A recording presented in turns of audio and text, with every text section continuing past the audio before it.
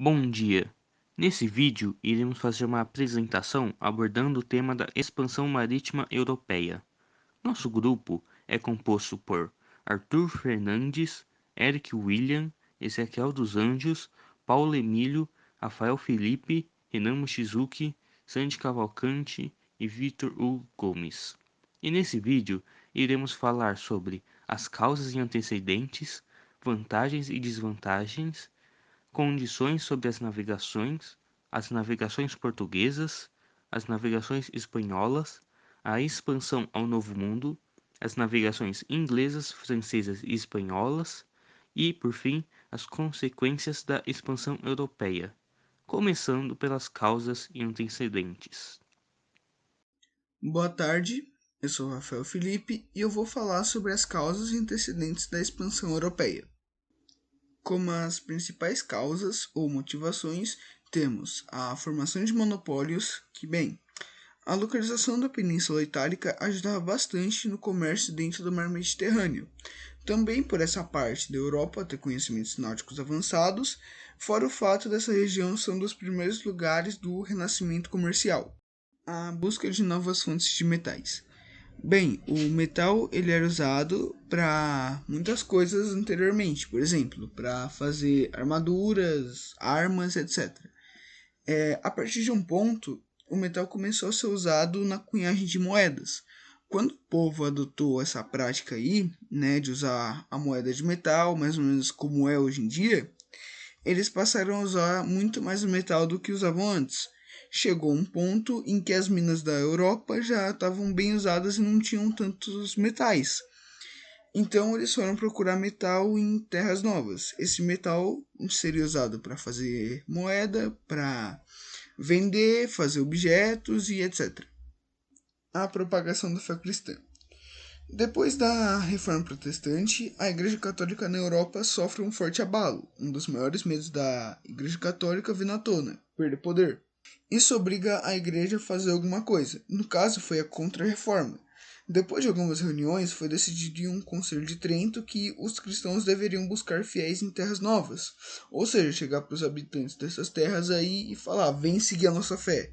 E isso poderia ser feito de forma pacífica ou usando a força bruta se necessária. As expansões marítimas europeias, como o próprio nome já diz, foram expansões que ocorreram através dos mares. Os estados nacionais, os países, da Europa, que tiveram sua formação no século XIV, partiram para o mar para se expandir.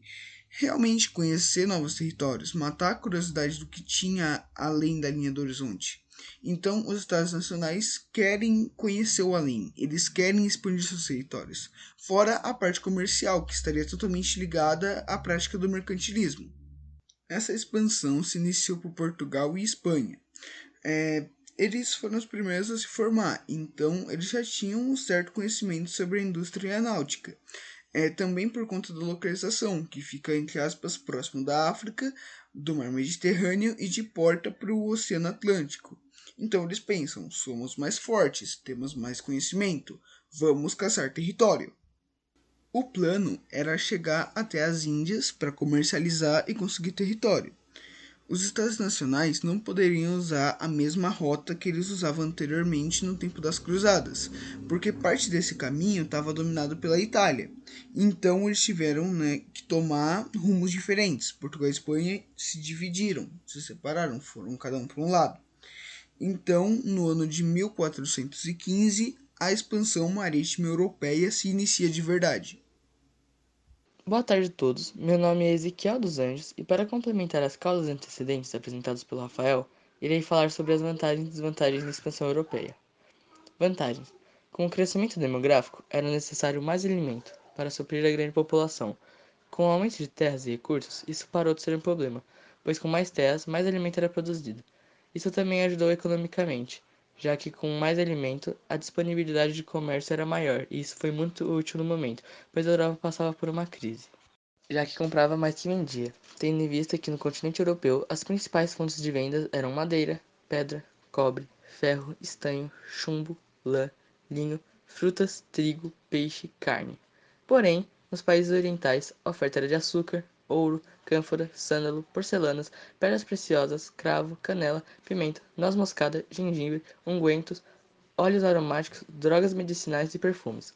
Outro problema que também foi solucionado com a expansão foi a falta de metais preciosos, já que o país sofria de uma carência de moedas. Desvantagens: com novas terras conquistadas, colônias desses países teriam que enviar tropas de apoio para que tais terras não fossem invadidas e conquistadas por outros países, assim atrasando o desenvolvimento próprio e ficando vulneráveis a ataques. Uma outra desvantagem foi a redução da circulação de mercadorias pelo interior da colônia, principalmente de gêneros alimentícios, além dos manufaturados europeus. Boa tarde, eu sou Vitor Hugo Gomes e eu vou falar sobre as condições técnicas e vou falar também as observações sobre as navegações. O projeto de expansão marítimo comercial português também foi possibilitado pelo desenvolvimento técnico-científico, iniciado na Idade Média, que levou ao aperfeiçoamento da arte da navegação, permitindo viagens de longa distância e de longa duração.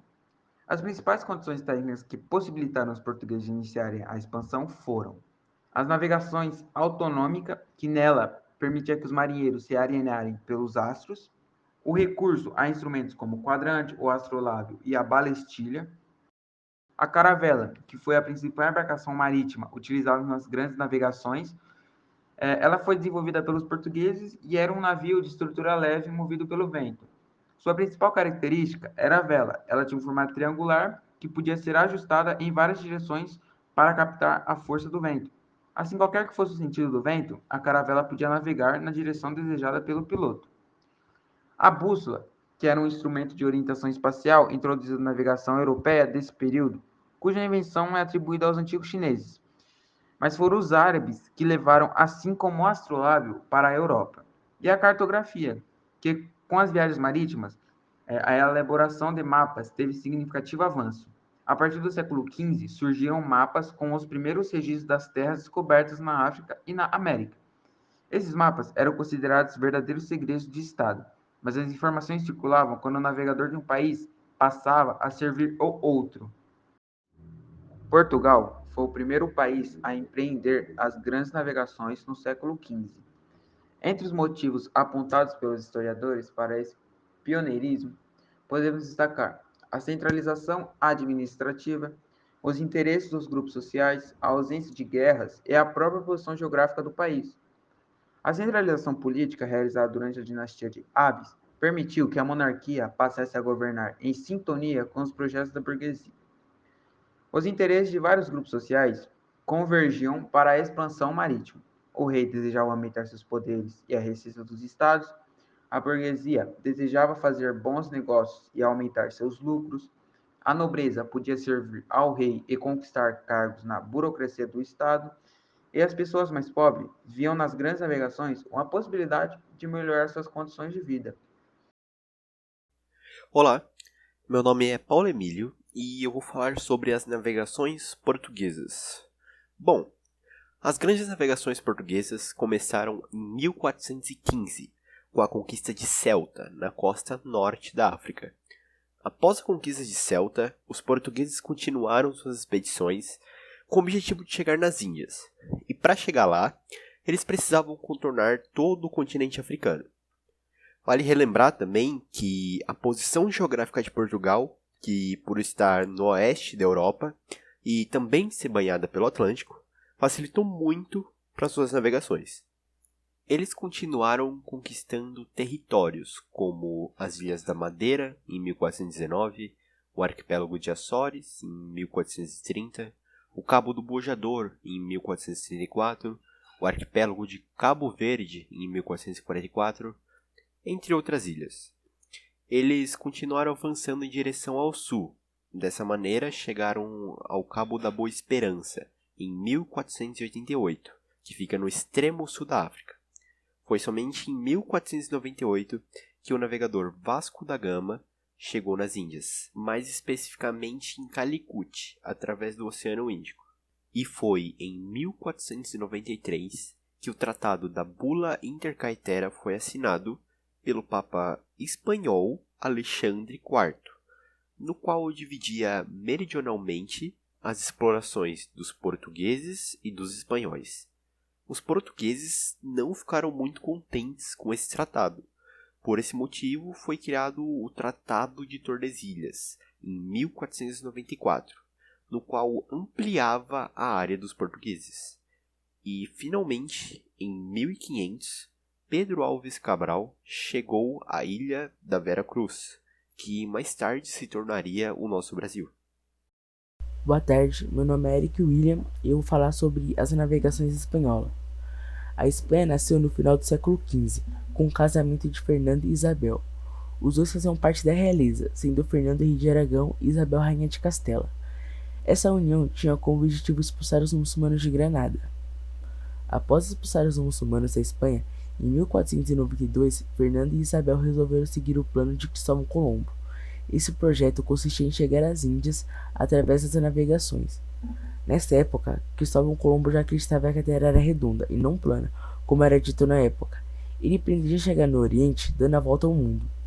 No dia 3 de agosto de 1492, Colombo e sua tripulação partiram do sul da Espanha e em 12 de outubro chegaram aonde pensavam ser as Índias, e assim os moradores locais foram chamados de índios. Após a primeira viagem, Colombo organizou outras 3 viagens. Em todas essas viagens, acreditava-se que estavam nas Índias, e não imaginavam que teriam descoberto um novo continente. Somente após a morte de Colombo, com outros navegadores, principalmente Américo Vespúcio, foi esclarecido que Colombo havia descoberto um novo continente, e não as Índias. Essas novas terras foram chamadas de Américas. Eu sou a aluna Sandy Cavalcante e eu vou falar um pouco da descoberta do Novo Mundo. Primeiramente, vamos falar as causas que levaram à expansão. A primeira delas foi a necessidade dos europeus em criar novas rotas de comércio, já que na época eles apenas navegavam pelos mares ao norte europeu e o mar Mediterrâneo. Outro fato que incentivou muito essa exploração foi o desejo europeu em expandir seu comércio para o Oriente, que na época era vendido principalmente aos italianos. As visões dos europeus sobre o Novo Mundo. Na visão dos europeus, as novas ilhas, os chamados Novos Mundos, eram ilhas maravilhosas, porém repletas de criaturas marítimas. Muitos desses relatos eram baseados na própria religião, pois nesses relatos nós podemos perceber a semelhança com a busca pelo paraíso e a descoberta do inferno, que era um medo muito comum na época. Muitos europeus também acreditavam em um abismo gigantesco que se localizava no final da Terra. Este abismo também seria repleto por criaturas marítimas perigosas. A descoberta do caminho das Índias. A primeira ideia dos portugueses era chegar às Índias através do mar Mediterrâneo. Porém, essa ideia foi logo esquecida, pois aquela região era dominada pelos povos turcos otomanos. A segunda rota traçada contornaria todo o continente africano, na época chamada de Périplo Africano. Seguindo este plano, o navegador Bartolomeu Dias acabou se encontrando em uma zona repleta de mares tempestuosos. É bom ressaltar que ele quase perdeu toda a sua tripulação ao tentar passar por estes mares. Seguindo com sua rota, ele acaba chegando em uma região que ele mesmo batiza como Cabo das Tormentas, localizada quase no extremo sul do continente africano, entre o Oceano Atlântico e Índico. Ao descobrir o cabo, ele decide voltar a Portugal e avisar Dom João II de sua descoberta, e que através desse cabo eles poderiam chegar às Índias. Dom João acabou rejeitando o nome dado por Bartolomeu ao cabo e rebatizou de Cabo da Boa Esperança, que é o nome que o cabo possui até hoje. Essa descoberta de Bartolomeu Dias ocorreu no ano de 1488 e ampliou muito o processo colonial de Portugal. 10 anos após sua descoberta, um outro navegador decide navegar pela rota de Bartolomeu, porém sem parar ao chegar no Cabo da Boa Esperança e seguindo até as Índias, assim descobrindo o caminho até elas. Este navegador foi Vasco da Gama. Bom dia, meu nome é Renan Mochizuki. Eu vou falar um pouco sobre as navegações inglesas, francesas e holandesas, como complemento para o tema expansão marítima. Tivemos como principais pioneiros os portugueses e os espanhóis, porém também tivemos os ingleses, franceses e holandeses como pioneiros dessas navegações. Eles estavam interessados em novos territórios e rotas às Índias, assim como os portugueses e espanhóis. Esse interesse é devido ao sucesso das navegações desses pioneiros. Porém, eles não obtiveram sucesso a achar as rotas às Índias. Então, eles vieram a explorar a América do Norte, além de serem piratas e saquear territórios ou outros barcos. Bom, os ingleses, eles se caracterizavam por expedições de reconhecimento geográfico ao longo do litoral norte-americano. Após essas expedições, no final do século XVI, eles começaram a colonizar a América do Norte. Os ingleses também se caracterizavam por praticar a pirataria, a qual ficou tão marcante que ficou conhecida como a pirataria inglesa. Franceses, eles também realizaram expedições ao longo do litoral leste da América do Norte. Porém, eles se destacaram mesmo por realizarem investidas pelo Caribe e pelas costas norte-americanas. Isso aconteceu devido a eles não terem aceitado a divisão da América pelo Tratado de Tordesilhas entre Portugal e Espanha. Assim, eles disputaram por territórios dominados por espanhóis, portugueses, e após essas investidas, eles conseguiram a posse do Haiti, Guiana Francesa e Louisiana. Os holandeses só vieram a chegar à América alguns anos depois, no século XVII, e fundaram a Nova Amsterdã, que atualmente é conhecida como Nova York. Eles também se estabeleceram no Brasil, invadindo e ocupando estados como Pernambuco e Bahia, e além de conquistarem o atual Suriname e Curaçao.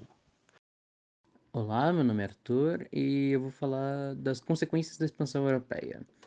Bom, dentre os séculos V e XVIII, ocorreram as chamadas grandes expedições da expansão marítima, que só foi possível após o fim da Idade Média e das grandes mudanças ocorridas com a queda do feudalismo. Esses eventos podem ser categorizados como o início das grandes expansões. E nesse contexto, pode-se dizer que a expansão foi um ato com a finalidade de superar a crise econômica dos séculos XIV e XV, que havia assolado a Europa. Pois, com a expansão, só seria possível conseguir um desenvolvimento da economia mercantil com a conquista de novas terras. E, como consequência da expansão em busca de relações comerciais, se culminou a descoberta de vários territórios, incluindo o território brasileiro. Graças às expansões marítimas, o comércio em escala mundial foi ampliado de forma absurda. Tanto que vários historiadores denominam as grandes navegações como a Revolução Comercial. Com essa exploração, o que aconteceu foi que os reis e a burguesia enriqueciam cada vez mais e os povos das terras exploradas ficavam em extrema pobreza. Tais diferenças econômicas existem até os dias de hoje com países desenvolvidos e subdesenvolvidos. E assim, tivemos a história das expedições desses europeus, sendo desde grandes até pequenos pioneiros da expansão marítima.